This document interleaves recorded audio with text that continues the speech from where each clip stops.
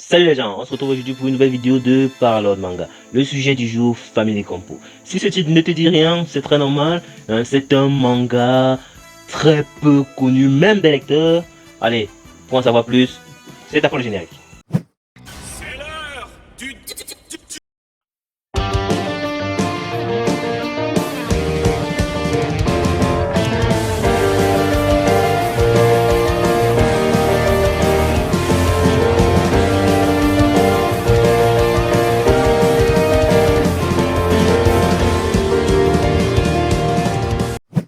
Alors, rien de surprenant à ce que je parle de Family Compo. Je crois l'avoir déjà dit dans ma vidéo concernant les animés avec des fins étranges ou des fins bizarres.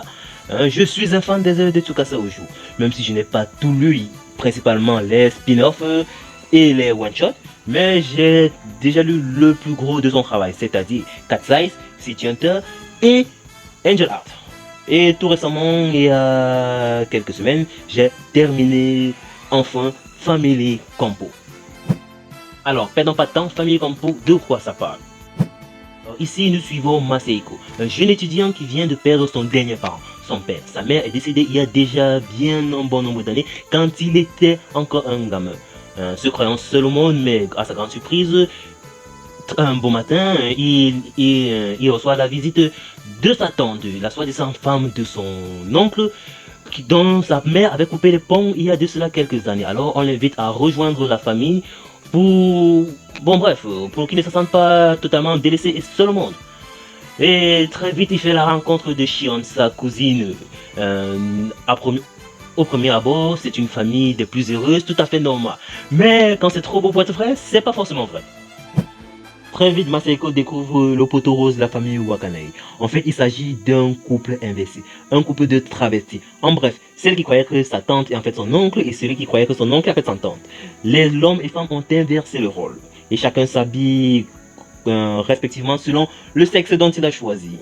Et après plusieurs hésitations et des problèmes vraiment de malade, Masaeko finit par rejoindre cette famille et c'est là qu'on découvre le quotidien mouvementé de la famille Wakanai. Le pire, c'est qu'il n'y a aucun moyen de se douter du poteau rose. La femme, sa tante est vraiment féminine, elle ressemble à une femme, elle en a même le physique. Et son oncle, Sora, il a vraiment le physique d'un homme, malgré le fait que c'est une femme. Et même côté comportement, ils ont tous la personnalité du sexe opposé. C'est vraiment très étrange. De tout l'œuvre, comme à chaque moment, on oublie qu'en fait, ce sont des hommes et des femmes. Que le sexe est inversé, on oublie totalement cela. Ce couple paraît tout à fait normal, même aux yeux de parfaits étrangers. Malgré le fait que cette œuvre soit méconnue, c'est l'un des travaux les plus importants de Tsukasa Ojo. Je trouve cela très intéressant car dans cette œuvre, il aborde des thématiques vraiment très peu abordées dans les mangas et c'est bien traité même malgré le côté humoristique de la chose. Ces thématiques sont déjà abordées dans ces dernières œuvres tels que City Hunter et Angel Heart, mais c'était juste une introduction. Là, on entre vraiment dedans. Je parle évidemment des travestis, de l'homosexualité et tout ce qui s'ensuit.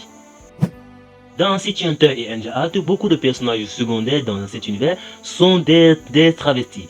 Rio a l'habitude de fréquenter des baguettes, même si franchement il n'est pas chaud. Il se fait toujours entraîner dans les baguettes et Kaori de même a beaucoup d'amis travestis.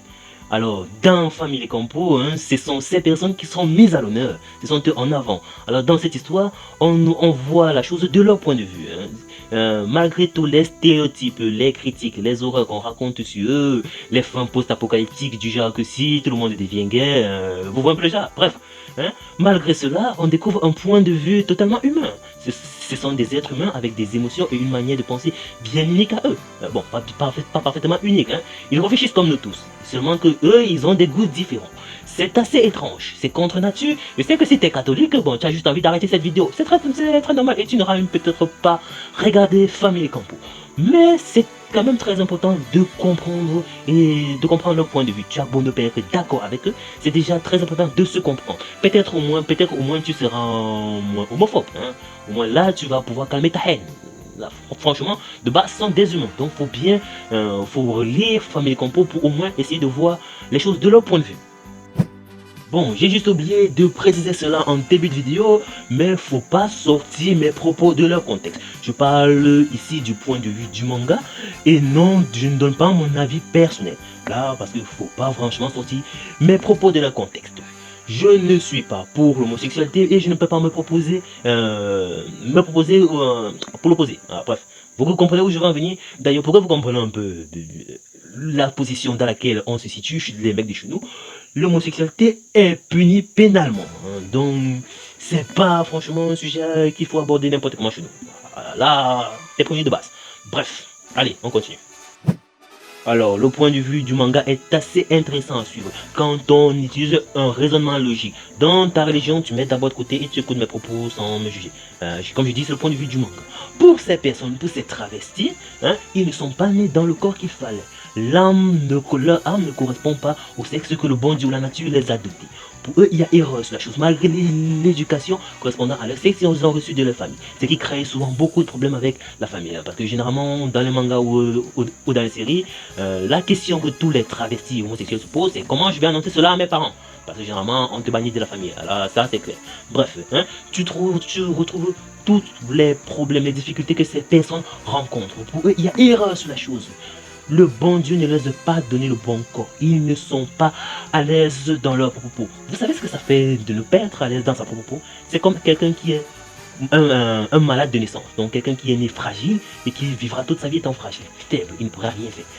C'est franchement pénible. Bon, c'est pas pour autant qu'on m'a dit que toutes les personnes efféminées sont des homosexuels ou des travestis. Non, j'en connais des personnes efféminées. J'ai eu, je crois, 2 à 3 camarades efféminés, mais c'est pas pour autant qu'ils sont devenus gays ou qu'ils se travestissent. D'ailleurs, ils ont même plus de succès avec des femmes que moi. Triste vie. Alors, malgré ce sujet qui peut poser débat, on retrouve les thématiques abordées, les thématiques courantes de Tsukasa-Yojo, c'est-à-dire la famille et les relations amoureuses, notamment entre Shion et Masahiko, qui sont, pour encore la précision, cousins.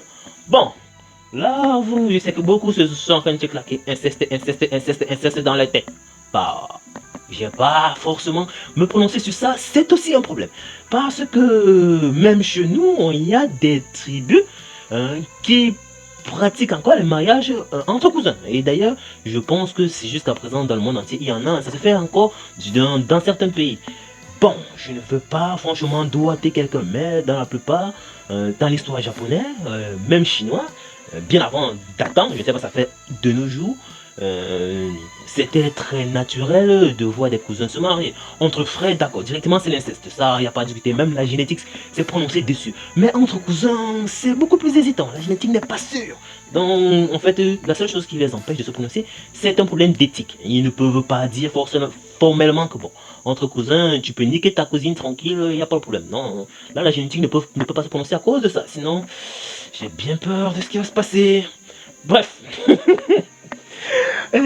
Et s'il faut même en revenir bibliquement, bon, vous allez me contredire, dans l'Ancien Testament, j'ai été surpris de découvrir que des personnes telles que Moïse pouvaient envoyer l'un de ses enfants aller prendre femme chez ses frères. Ça a commencé à être bizarre. À un certain moment, bon, quand je dis vous allez me contredire, vous allez me parler bon, du Nouveau Testament. Oui, que c'est fait pour vous changer toutes ces méthodes, même si ce n'est pas écrit en petite ligne. Parce que j'ai beaucoup de problèmes avec la religion ces derniers temps. Ouais, d'un côté, j'ai un ami que je ne sais pas si il est protestant ou il est encore protestant et pentecôtiste. De l'autre côté, j'ai un témoin de Jéhovah. Je suis pris en côte de feu, les mecs. Les mecs m'abattent à coups de parole biblique. J'ai pas trop le choix. Donc, même si je ne suis pas trop branché, techniquement, je suis catholique sur le papier, mais bon, je sais pas où je vais en fait. Mais c'est pas pour autant que je m'égare. Bref, tout ça pour dire qu'il faut vraiment voir la chose d'un certain point de vue avec un certain recul. Culturellement parlant, il n'y a rien de surprenant dans l'histoire japonaise des mariages entre cousins. Et ça, c'est comme j'ai dit, peut-être ça se fait encore de nos jours. Et même chez nous, je l'ai dit, il y a des tribus qui le font toujours. J'ai pas envie de citer. Il y a plus de 200 tribus chez nous, donc forcément, ça doit glisser quelque part. Bref, voilà à peu près le bordel qui se déroule dans Family Compo. Alors, concernant les personnages, j'ai pas beaucoup à dire dessus. Concernant le couple inversé, franchement, c'est un couple tout à fait correct. Tu ne vois pas le problème avec eux. Si pour eux, c'est la division du bonheur, il n'y a pas de problème. Concernant Shion, bref, je bafouille un peu, c'est ce style de petite garce qui est espiègle, qui est toujours en train de préparer un mauvais coup. Vous voyez, c'est le meuf, non? Bref. Le problème là, franchement, le personnage problématique ici, c'est Maseko. Ce petit type m'a énervé, putain. Pour rappel, Famille Campo fait 14 tomes. J'ai dû supporter cette petite merde pendant 14 tomes, putain. Bon, le mec a des antécédents, avec une mère décédée à son jeune âge et un père totalement absent et prépare son travail. Il n'a jamais connu l'amour filial et toutes sortes. Et d'abord l'amour tout court, on va dire. Le mec a peu d'amis. Et bref. Alors, quand il débarque dans une famille assez chaleureuse et aimante, c'est qu'il ouvre les portes vers d'autres connaissances. Et, son cercle d'amis s'agrandit très vite. Et franchement, il a du mal à gérer les relations. Et son gros défaut, c'est qu'il est indécis. Durant 14 tomes, il faut attendre le 14e tome pour que le mec se décide. Et franchement, c'était chaud. Bon, comment dire ça? Grâce à Maseko, j'ai fini par comprendre qu'en fait, je déteste les triangles amoureux. D'un certain point de vue, je les déteste. Malgré le fait que parfois ces histoires sont très bien développées, telles que Nisekoi et Ichigo 100%, le fait est que quand un personnage aussi indécis que Maseko, ça devient invivable. Hein? Le mec, comme le personnage l'ont dit, le mec est trop gentil. Vu qu'il tient à tout le monde, il n'a jamais vraiment ressenti l'amour filial. Alors il tient à tout le monde, il essaie de faire plaisir à tout le monde, ce qui finit par blesser tout le monde. C'est assez contre-type. Il n'y a rien, une personne normale, toute personne normale est égoïste. On veut vraiment recevoir l'amour, entièrement l'amour d'une seule personne. Mais lui, il veut satisfaire tout le monde. Ce qui ne va pas, c'est qu'il très vite finit avec ce qui lui a généralement mis dans des situations pas possibles. On ne peut pas satisfaire tout le monde. Être trop gentil, chez nous, on dit souvent trop bon, trop con. Ça marche aussi dans ce cas. En bref, que puis-je dire pour conclure avec Family Campo? Est-ce que je le recommande? Oui. Pour les thématiques et les problématiques abordées dans cette œuvre, c'est franchement intéressant de voir le point de vue de certains... Bon bref, de voir le point de vue tout court. Hein. J'ai pas envie de revenir sur les propos que j'ai eu à dire précédemment. Malgré si vous pouvez supporter ce personnage indécis durant 14 tomes, c'est tout à votre honneur. Et franchement, hein, c'est très plaisant. Bon, soyez assez attentifs quand vous lisez le manga parce que je crois avoir vu Ryo Saiba et Kaori dans le manga. Bon, Ryo c'est facile à trouver. Il est dans le 3e tome, vous allez le voir. Kaori, je pense aussi qu'elle est le 3e, le 4e tome. Mais là, celle-là, vous allez un peu galérer pour la voir. Bref, soyez juste attentifs. Sur ce, attends, abonnez-vous, likez, partagez, et voilà. Sur ce, à plus les gens. Et n'oubliez pas, la passion a le pouvoir de transpercer les cieux!